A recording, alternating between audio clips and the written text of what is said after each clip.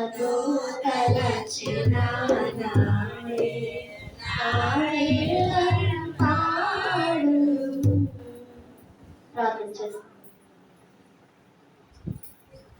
దేవుడు గడిచిన వారం నుంచి వారం వరకు ఆయన సజీవులు ఎక్కడ చాటని మనల్ని మా కుటుంబాలను కాల్చి కాపాడి భద్రపరిచిన దేవాది దేవునికి లెక్కలు స్థుతులు స్తోత్రములు చెల్లించేవారు. అందరూ కళ్ళు మూసుకొని ప్రార్థనలో ఏకీపించుతామంటూ పరిశుద్ధ పరిశుద్ధ పరిశుద్ధ దేవానికి స్తోత్రము స్తోత్రము స్తోత్రములు తండ్రి. మహాగరుడవులు మహోన్నతుడవులు నిత్య నివాసులైన మా దేవ, మీకు అనేకమైన వందనములు స్తోత్రములు చెల్లిస్తున్నాము తండ్రి. అత్యున్నత సింహాసనముపై ఆశీనుడైన తండ్రి, మీకు అనేకమైన వందనములు నాయన నమస్కారములు చెల్లిస్తున్నాం ప్రభా. దేవాలయములో ప్రభా అత్యంత మానమైన ప్రభా తండ్రి, దేవాలయ వెలుగులో నాయన తండ్రి నిత్యము నాయన నివాసము చేయించి ఉన్న దేవానికి స్తోత్రములు ప్రభా.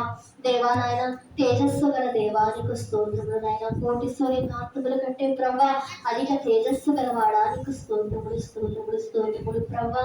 దేవాలయంలో నాయన యొక్క ఆరాధనలోనికి నాయన నిన్ను ఆరాధించుకున్నట్టుకు ప్రభా, నిన్ను స్తుతించుటకు ప్రభా, మా యొక్క పూర్ణ హృదయముతో నాయన, మా యొక్క పూర్ణాత్మతో నాయన, మా పూర్ణ మనస్సుతో, మా పూర్ణ వివేకముతో ప్రభా నాయన నీ దేవుడైన యెహోవాను ఆరాధించమని సెలవిచ్చిన దేవా, నేను స్తుతించమని సెలవిచ్చిన దేవా ప్రభా. ఇదిగో నాయన యొక్క మా సమయాన్ని మాకు ఇచ్చింది ఆయన. ఈ యొక్క ఈ నెలలో ప్రభా, ఎంతో నెలలో ప్రభా 3వ ఆదివారంలోనికి నాయన మమ్మల్ని నడిపించిన రీతికై ప్రభా మీకు అనేకమైన స్తోత్రములు చెల్లించుకుంటున్నాం నాయన తండ్రి. ఇదిగో ప్రభా కూడా వచ్చిన ప్రతి ఒక్కరిని కూడా నాయన జ్ఞాపకం చేసుకోనండి తండ్రి. ఇక్కడ ప్రభా రావాల్సిన వారు ఉంటే సకాలంలో సిద్ధపడి నాయన దేవాని యొక్క సన్నిధానములకు వచ్చుటకు నాయన సహాయము దయచేయండి. దేవాని యొక్క మందిర ఆవరణములో ప్రభా పిచ్చుకలకు నివాసము కలదని సెలవిచ్చిన దేవా, దేవాను ప్రభా నాయన మాకులు నాయన నీవు నాయన నివాసం ఇస్తున్నావు నా ప్రభానికి వందనములు. నీ సన్నిధిలో ఒక దినము గడుపుట 1000 దినముల కంటే శ్రేష్టమని నాయన సెలవిచ్చిన దేవానికి స్తోత్రములు ప్రభా. ఆ యొక్క అమూల్యమైన యొక్క సమయాన్ని ప్రభా నాయన తండ్రి, ఎంతో విలువైన యొక్క సమయాన్ని ప్రభా నాయన దేవాలయాన్ని ప్రభా వ్యర్థము చేసుకోనకుండా ప్రభా నాయన వినియోగించుకున్న భాగ్యములు ప్రభా. దేవ యొక్క నాయన యొక్క సమయాన్ని ప్రభా నీకు ఇచ్చి ప్రభా నాయన మేము నాయన ఆశీర్వాదములు పొందుకుని భాగ్యములు నాయన తండ్రి నాయన సంఘాన్ని అంతటికీ దయచే ప్రభానికి స్తోత్రములు తండ్రి. దేవా ఇంతవరకు నాయన ప్రారంభము నుంచి ప్రభా పాటలలో ప్రభా సహాయము చేసి నడిపించుకున్న దేవా, ఆరాధనలో ప్రభా ఆత్మను ఉంచి నడిపించుకున్న దేవా, అలాగే ప్రభా ఇదిగో నాయన వాక్య సమయంలోనికి మేము వెళ్ళుచుండగా ప్రభా వాక్యం ద్వారా మాతో మాట్లాడమని అడుగుచున్నాము నాయన. మా హృదయములను తెరవండి ప్రభా, మా మనోనేత్రములను వెలిగించండి నాయన నీకు స్తోత్రములు తండ్రి. ఎక్కడెక్కడ ముగ్గురు కూడా నామను ప్రార్థిస్తారో మధ్య నేను ఉంటాను ప్రభా నీకు స్తోత్రములు నాయన. దేవా ఇదిగో యొక్క ఆత్మను మా మధ్యలో సంచరింపచేయండి తండ్రి. నీ పరిశుద్ధ ఆత్మను ప్రభా మాలోకి తిప్పవేయమని అడుగుచున్నాము నాయన నీకు స్తోత్రములు నాయన. తండ్రిగా కుమారుడుగా పరిశుద్ధాత్ముడుగా ప్రభా నాయన మా మధ్యలో ఉండమని ప్రభా, మా యొక్క ఆరాధన నాయన అంగీకరించమని ప్రభా, మాకు తోడుగా ఉండమని ప్రభా, మాలో ఉండమని మాతో ఉండమని ప్రభా నాయన తండ్రి. దేవ యొక్క ఆరాధన అంతట్లో కూడా తండ్రి నీవే నాయన శిక్షణ వహించి నడిపించుకుని ప్రభా తండ్రి మీరు మాత్రం మహిమ ఘనత ప్రభావము పొందుకునమని నజరేయుడైన యేసుక్రీస్తు వారి పుణ్య నామములో అడిగి వేడుకుని ప్రార్థన చేసిన తండ్రి ఆమేన్. ఒక పావురమా నీ ప్రేమ ఎంతమంది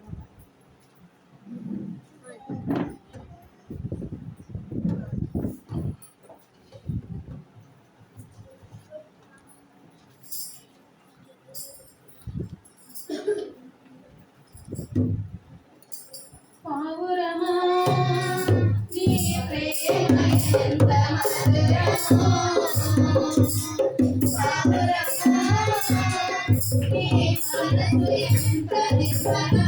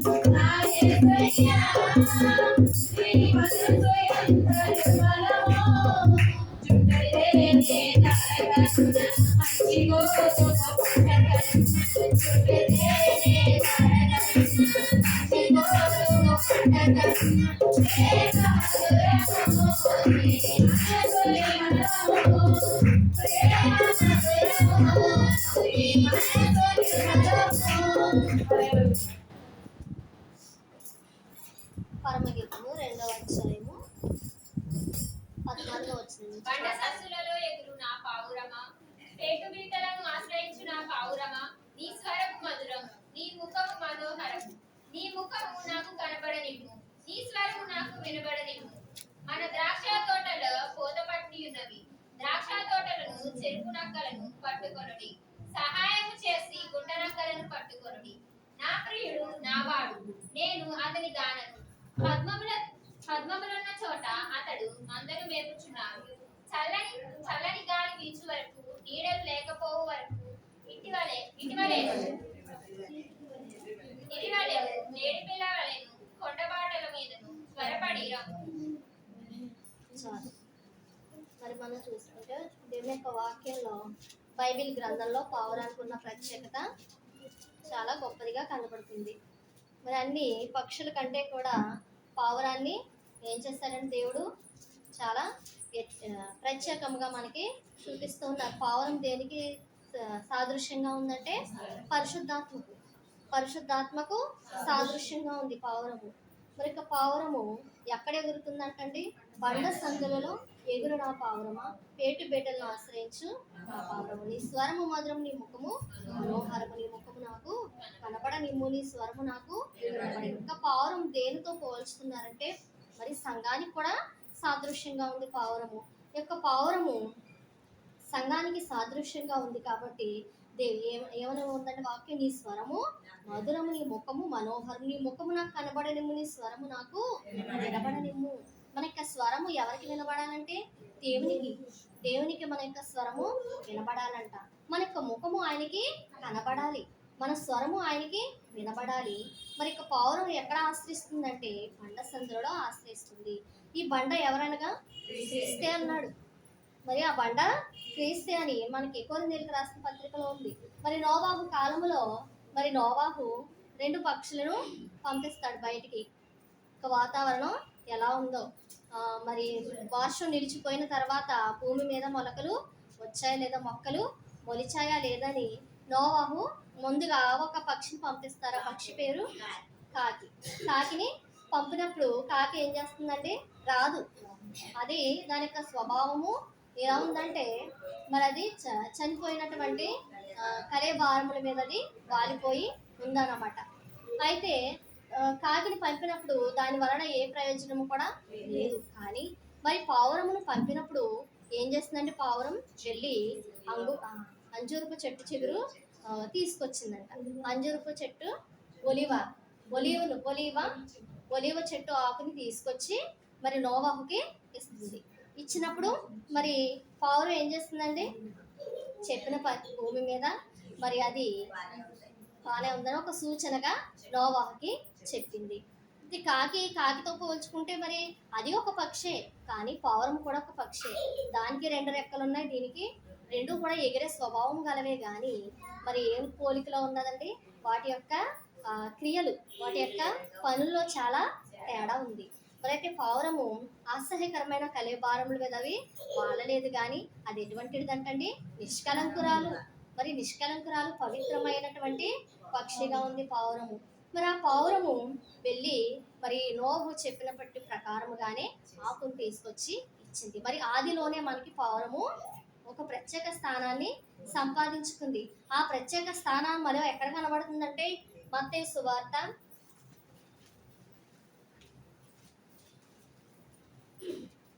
3వ అధ్యాయము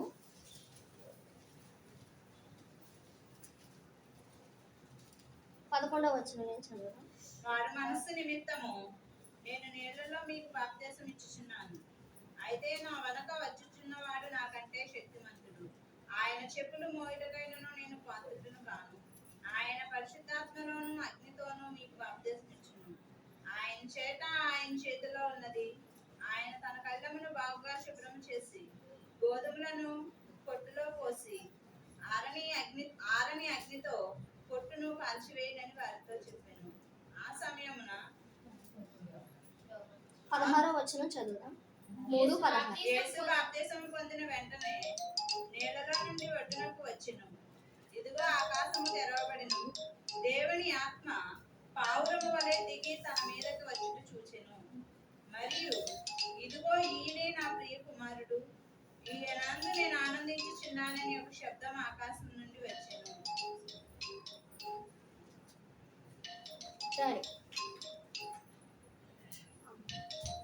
సత్యవతి గారు అనుకుంటారు డాడీ. మరైతే పావురము ఇక్కడ యేసు ప్రభువు మరి బాప్తిస్మము పొందుకున్న సమయంలో మరి ఆత్మ ఎలా వచ్చిందంటండి? దేవుని ఆత్మ పావురము వలె దిగి తన మీదికి వచ్చుట చూచెను. మరి పావుర రూపంలో ఏమొచ్చిందట? పరిశుద్ధాత్మ పావుర రూపంలో వచ్చింది. మరి ఆనాడు నోవహు కాలంలో ఆ యొక్క పావురమే ఏం చేసిందండి? మరి ఒలీవ ఆకుని తీసుకొచ్చింది, మరి ఆ చిగురుని తీసుకొచ్చింది. మరి అక్కడ పనిచేసినటువంటి ఆ యొక్క పావురము మరలా మనకి మరి పరమగీతంలో ఎక్కువగా కనబడుతుంది. మరి అలాగే మత్తయి సువార్తలో మనకి యేసు ప్రభువుకు మరి బాప్తిసం పొందినప్పుడు ఆ పావురం ఎలా వచ్చిందంటే, ఆత్మ పావురము వలె తన మీదికి వచ్చిందంటే, ఇక్కడ మనం చూసుకుంటే పరిశుద్ధాత్మ ఎలా వచ్చింది వారి మీద కంటే? ఆయన యేసు ప్రభు మీదకి పావురం వలె వచ్చింది. పావురం వలె ఆత్మ పైనుంచి దిగి వచ్చింది. మరి పావురము పరిశుద్ధాత్మకు కూడా ఎంతో సాదృశ్యంగా మనకి కనబడుతుంది. మరి ఈయన మరి అప్పుడు ఆత్మ ద్వారానే బాప్తిసం పొందారు, నీటి ద్వారా బాప్తిస్మము పొందారు. 2 రీతిలుగా మరి పరిశుద్ధాత్మను ప్రభువు మీదకి ఆయన దింపివేశారు. మరి అయితే ఇక పరమగీతలను మనం చూసుకుంటే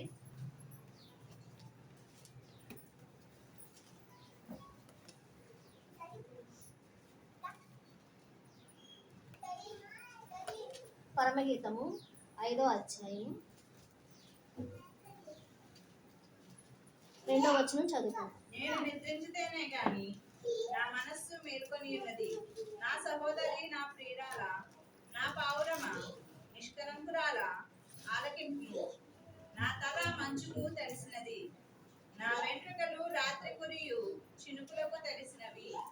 నాకు తలుపు తీయమనుచు నా ప్రియుడు వాకిలి. మరి పావురం ఎలా ఉందంటే నిష్కలంకురాలు. మరి మనకి పావురం కనబడుతుంది. నా పావురమా నిష్కలంకురాలా ఆలకింపుము, నా తల మంచుకు నడిస్తున్నది. మరి నిష్కలంకురాలంటే ఎటువంటి కూడా కల్మషము పావురానికి లేదు. మరి దాని యొక్క స్వభావము కల్మషం లేనటువంటి స్వభావము. మరి అది నిష్కలంకురాలుగా ఉందంట. మరి యొక్క పావురము మరి ఎన్నో చోట్ల మనకి పావురాన్ని గురించి చాలా రీతిలుగా మరి దేవుని యొక్క వాక్యము మనకి వివరిస్తుంది. పరిశుద్ధమైనటువంటి పావురము మరి నిష్కలంకురాలుగా మనకి కనబడుతుంది. మరి పరమగీతము 6వ అధ్యాయము 9వ వచనం చదువుదాం. నా పావురము నా నిష్కలంకురాలు ఒకతే, ఆమె తన తల్లికి ఒకతే కుమార్తె, కన్న తల్లికి ముద్దు బిడ్డ, స్త్రీలు దాన్ని చూచి ధన్యురాలందురు. చాలు. నా పావురము నా నిష్కలంకురాలు ఒకతే.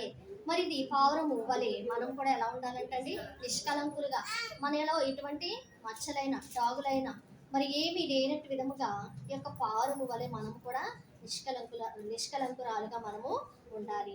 మరి తండ్రి మనల్ని చూసి పిలుస్తాడట. మరి యొక్క పావురాన్ని ఎలా అయితే మనకి కనబడుతూ ఉందో అది కపటం లేనిదిగా ఉంది, మరి నిష్కలంకురాలుగా ఉంది.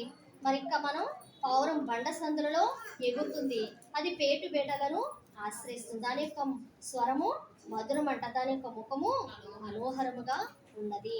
దాని యొక్క స్వరము ఎలా ఉంటుందంటే అది మూలుగుతూ ఉంటుంది. దాని యొక్క స్వరము మూలుగు.